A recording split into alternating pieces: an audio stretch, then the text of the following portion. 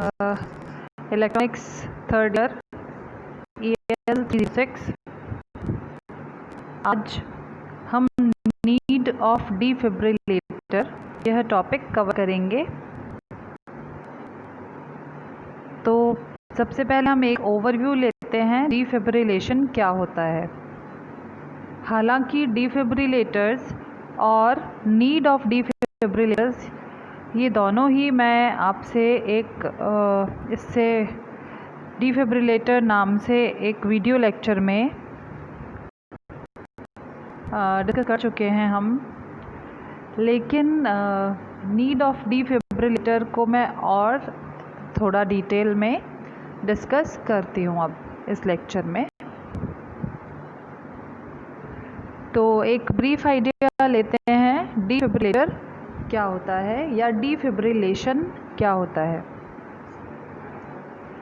हृदय के पेशीय तंतु की कार्यप्रणाली नॉर्मल कंडीशन में बहुत ही सिंक्रोनाइज्ड और बहुत प्रिसाइज होती है।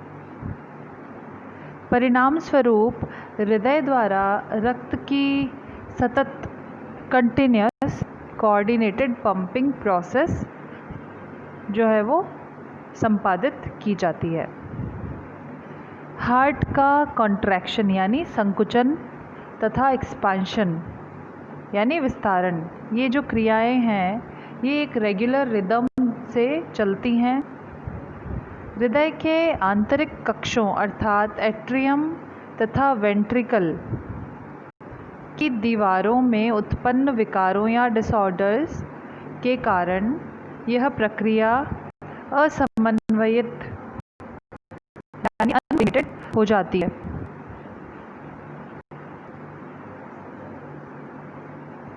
और अव्यवस्थित भी।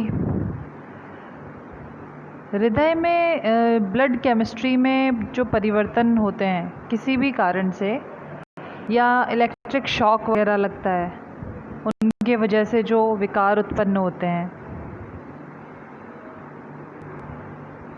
तो उस वजह से जो ब्लड केमिस्ट्री में भी चेंजेस होते हैं और इस वजह से जो कोऑर्डिनेटेड या सिंक्रोनाइजेशन गड़बड़ होता है उसका भी एक ही कारण होता है।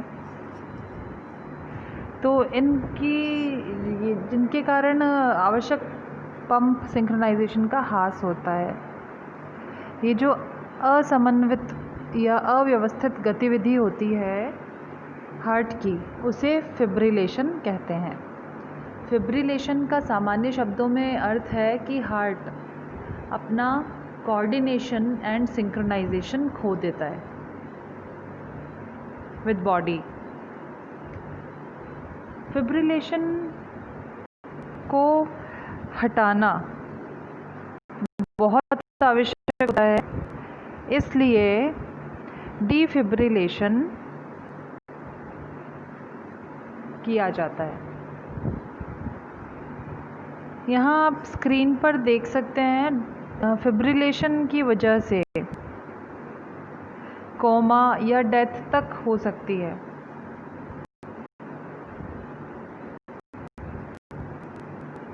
फिब्रिलेशन दो प्रकार का होता है, एट्रियल फिब्रिलेशन या वेंट्रिक्युलर फिब्रिलेशन। एट्रियल फिब्रिलेशन में एट्रियल पेशीय तंतु में विकार उत्पन्न हो जाते हैं। परिणाम स्वरूप एट्रियल कॉन्ट्रैक्शन तथा एक्सपेंशन की अनकंट्रोल्ड प्रक्रियाएं शुरू हो जाती हैं। तो ये विकार एट्रियल फिब्रिलेशन कहलाता है।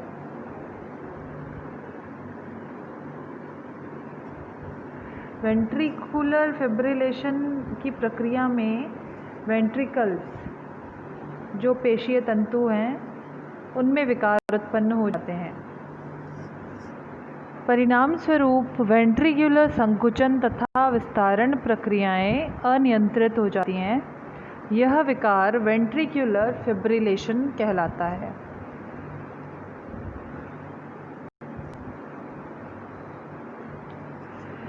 एट्रियल फिब्रिलेशन बहुत ज़्यादा सीरियस विकार नहीं होता है।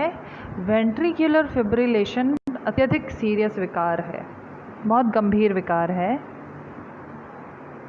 वेंट्रिकुलर फिब्रिलेशन में रक्त प्रवाह अवरोधित हो जाता है। परिणाम स्वरूप शरीर को ऑक्सीजन की आपूर्ति नहीं हो पाती तथा रोगी कोमा अथवा मृत्यु का वर्ण करता है। एट्रियल फिब्रिलेशन में ईसीजी संकेत से पी वेव गायब हो जाती है, जबकि वेंट्रिकुलर फिब्रिलेशन में क्यूआरएस कॉम्प्लेक्स अथवा टी वेव गायब हो जाती है,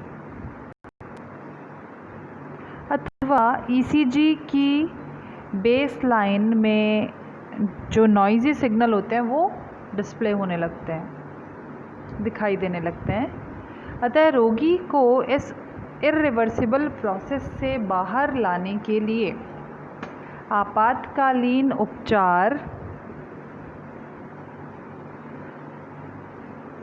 में हृदय को नुकसान से बचाने के लिए अथवा सुरक्षित रखने के लिए डिफिब्रिलेटर यंत्र का प्रयोग किया जाता है।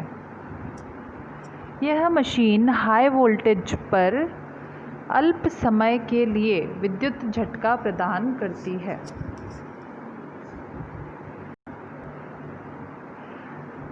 सडन हाई वोल्टेज शॉक से रोगी की हृदय की मांसपेशियां एक साथ संकुचित कॉन्ट्रैक्ट होती हैं। तत्पश्चात muscle fibres normal physical pacing को सेंस कर पुनः नॉर्मल फंक्शनिंग संपादित करते हैं।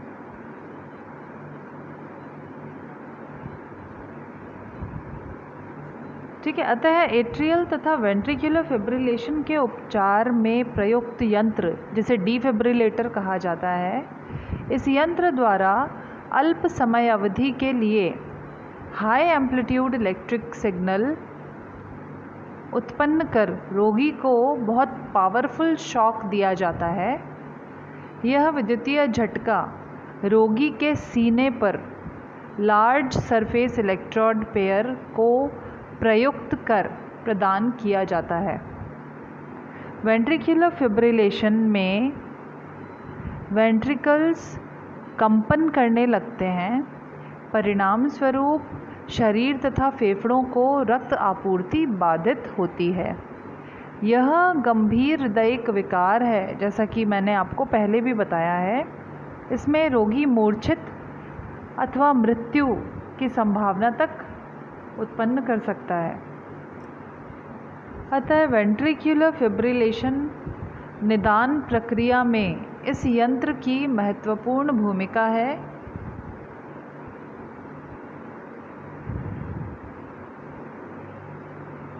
और इस प्रकार डिफिब्रिलेशन द्वारा हम वेंट्रिकुलर एवं एट्रियल फिब्रिलेशन को हटा सकते हैं। अब यहाँ आपके स्क्रीन पर आप देख सकते हैं एक्सटर्नल डिफिब्रिलेशन की पीपीटी भी है ना। अब एक्सटर्नल और इंटरनल दो प्रकार के डिफिब्रिलेशन होते हैं। हृदय पर प्रत्यक्ष रूप से दिया गया विद्युतीय झटका इंटरनल डिफिब्रिलेशन कहलाता है, जबकि रोगी के शरीर अर्थात सीने पर दिया गया विद्युतीय झटका एक्सटर्नल डिफिब्रिलेशन कहलाता है।